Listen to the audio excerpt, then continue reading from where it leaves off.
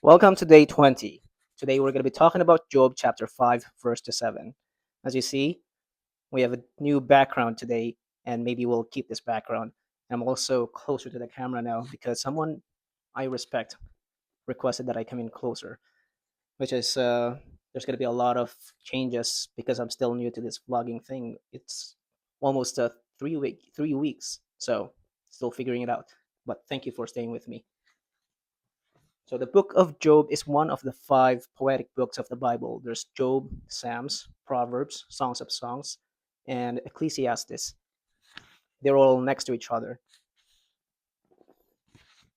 Quick recap: Job was introduced as a character who there is no one like him according to God himself. I think he mentioned it at least twice in the previous chapters.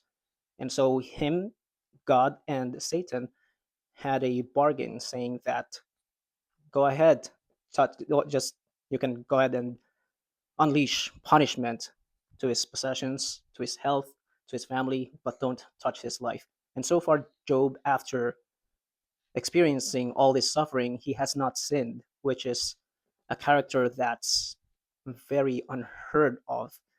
His character baffles me. His faith baffles me in a very good way. It's very challenging to me. So chapter 5 starts with Eliphaz. Let's just say Eliphaz saying that Job is being chastened by God. So these are his friends who are seem to be helping. So, but they are accusing Job that Job has sinned.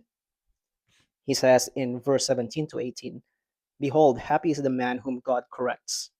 Therefore, do not despise the chastening of the Almighty, for he bruises, but he binds up. He wounds, but his hands make whole." So if you check it out yourself, the book of Job, you'll see that the writing is very similar with Proverbs in some ways and Ecclesiastes as well, or Songs, or the books that I mentioned prior. It's very flowery words, very poetic.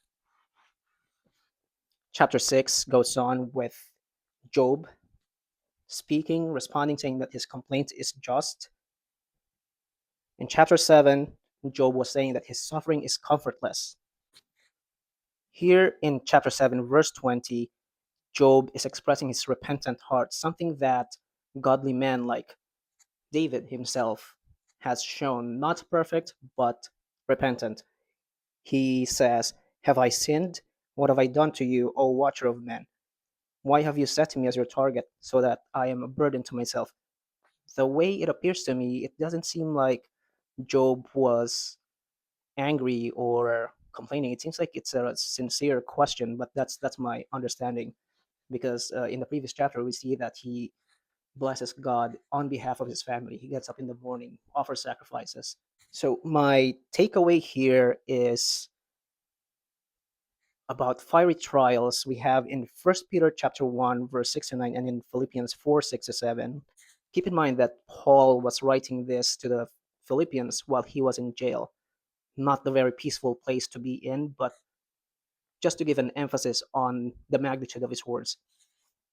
He's saying, "Be anxious for nothing, but in everything by prayer and supplication, with thanksgiving, let your requests be made known to God.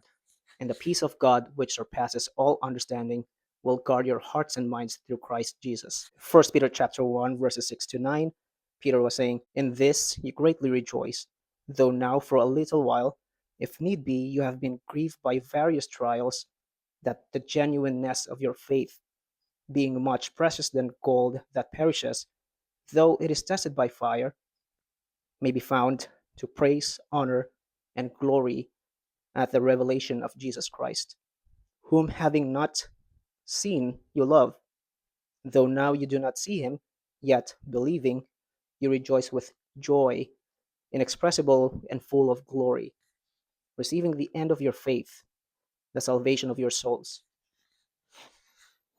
So we see here it's very comforting to know that our pastor Jay mentioned many times as well that storms in life are not necessarily meaning that we are sinning against God. It might be a confirmation that we are heading the right direction. Paul himself, the apostle Paul, when he was preaching, his mindset is to preach the gospel everywhere and he got shipwrecked many times, but he didn't say that, oh, this is a sign that God probably wants me to just chill and stay where I am. But no, he is determined that he, against all odds, whatever it takes, that he will preach the gospel. And so if you find yourself suffering, count it as joy. I believe it's in James as well, James chapter 1. Count it as joy that we get to suffer for his sake. I'm not talking about suffering because of the sin we committed.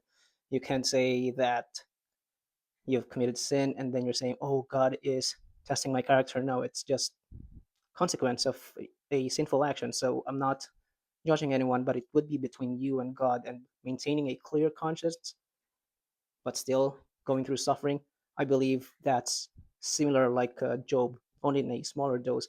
And I do hope and pray that we find hope and inspiration from the story of Job as we continue reading up on his struggles. So I think that would be it. That's my takeaway for today. Thank you so much for your time. I truly appreciate you. My hope, my prayer is that you would seek God through the Bible, read the Bible. Maybe you can start in the book of John. If you are interested, you can always message me. That's the point of this that I'm doing. And thank you so much again for your time. And please take very good care of yourself. Bye bye.